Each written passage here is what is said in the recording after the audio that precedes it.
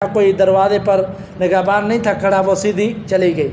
اور نبی صلی اللہ علیہ وسلم کے پاس جا کر اس نے کہا لم اعرف کا، اللہ کے رسول صلی اللہ علیہ وسلم میں نے آپ کو پہچانا نہیں۔ آپ نے فرمایا انما الصبر عند الصدمۃ الاولی۔ بسم اللہ والصلاۃ والسلام علی رسول اللہ، اما بعد فاعوذ باللہ من الشیطان الرجیم، بسم اللہ الرحمن الرحیم۔ صبر کے حوالے سے باب چل رہا تھا، اس سے قبل ہم نے عیسائی بچے کا قصہ آپ کے سامنے رکھا تھا۔ اب ایک عورت کا چھوٹا سا واقعہ ہے اور ایک اور حدیث آج آپ کے سامنے رکھتے ہیں۔ سیدنا انس بن مالک رضی اللہ تعالیٰ عنہ فرماتے ہیں،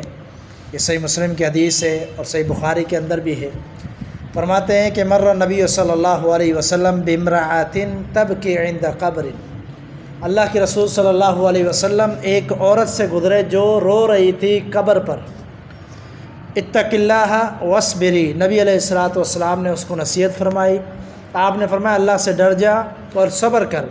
تو اس نے جواب کہا دیا الیک عنی، مجھ سے ہٹ جائیے، مجھ سے دور ہو جائیے، کیونکہ مصیبت آپ کو نہیں پہنچی۔ یعنی اس نے یہ بتلایا کہ جس کو مصیبت پہنچتی ہے اس کو پتہ ہوتا ہے، آپ مجھ سے ہٹ جائیں۔ تو اس نے خیال نہیں کیا، دیکھا نہیں، بلکہ اس نے ایسا ہی کہا فإنک لم تصب بمصیبتی ولم تعرفہ، لیکن اس نے جانا نہیں تھا کہ کس سے بات کر رہی ہے، اس نے پہچانا نہیں تھا کہ کون ہے جس سے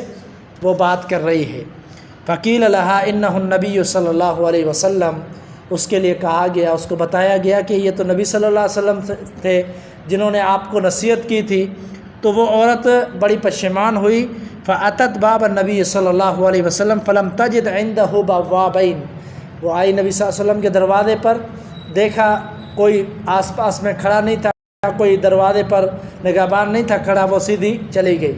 اور نبی صلی اللہ علیہ وسلم کے پاس جا کر اس نے کہا لم اعرف کا، اللہ کے رسول صلی اللہ علیہ وسلم میں نے آپ کو پہچانا نہیں۔ آپ نے فرمایا انما الصبر عند الصدمۃ الاولی، نبی صلی اللہ علیہ وسلم نے فرمایا کہ صبر تو ہوتا ہے مصیبت کی ابتدا میں،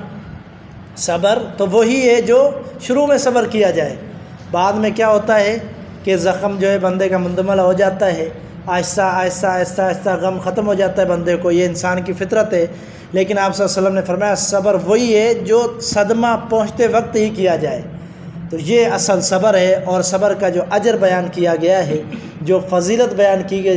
گئی ہے، وہ ساری فضیلت، وہ عظمت، وہ سب کچھ اس وقت حاصل ہو سکتی ہے جب آپ نے شروع میں صبر کیا ہو۔ تو یہ ایک فطری محبت ہوتی ہے، لیکن اس موقع پر بھی صبر کرنا ہے۔ تو صبر کی تلقین نبی علیہ الصلوۃ والسلام نے اس عورت کو بھی کی، تو ہر موقع پر صبر کرنا۔ اس حوالے سے یہاں پر آپ دیکھیں کہ اللہ کے رسول صلی اللہ علیہ وسلم کی جو خوش مزاجی تھی، آپ کا جو اخلاق تھا، جو آپ کی طبیعت تھی، کتنی نرم طبیعت تھی کہ ایک عورت آپ صلی اللہ علیہ وسلم کو اس طرح کہہ رہی ہے کہ آپ ہٹ جائیے، لیکن نبی علیہ الصلوۃ والسلام نے اس کو کچھ نہیں کہا، حتیٰ کہ وہ دوبارہ آئی اور آپ صلی اللہ علیہ وسلم سے آ کر بات کرتی ہے، اس وقت بھی نبی صلی اللہ علیہ وسلم نے کچھ نہیں کہا۔ آپ نے صرف یہ فرمایا کہ صبر اس وقت ہوتا ہے جب غم پہنچے، جب تکلیف پہنچے۔ تو یہاں سے اخلاق کا پہلو نکلتا ہے کہ ہمیں بھی اس طرح ہر موقع پر اخلاق نمایاں رکھنا چاہیے، اپنے بہتر اخلاق کو پیش کرنا چاہیے۔ اگلی حدیث سیدنا ابو ہریرہ سے، صحیح بخاری کی ہے، مختصر حدیث ہے، فرماتے رسول اللہ صلی اللہ علیہ وسلم نے فرمایا یقول اللہ تعالی ما لعبد المؤمن عندی جزاء اذا قبضت صفیہ من اہل الدنیا ثم احتسبہ الا الجنہ، نبی علیہ الصلوۃ والسلام نے فرمایا کہ میرے بندے مومن کے لیے اللہ فرماتا ہے، اللہ کیا فرماتا ہے ما لعبد المؤمن عندی جزاء، کہ میرے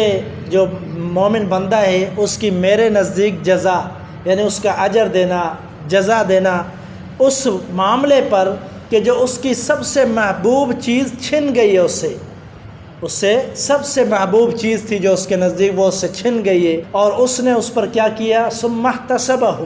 اس نے اللہ سے صبر، اللہ سے امید رکھی، نیک امید رکھی، اجر کی امید رکھی اور صبر کیا، تو الا الجنہ، اللہ نے فرمایا جنت کے سوا اس کے لیے میرے پاس کوئی اجر نہیں ہے،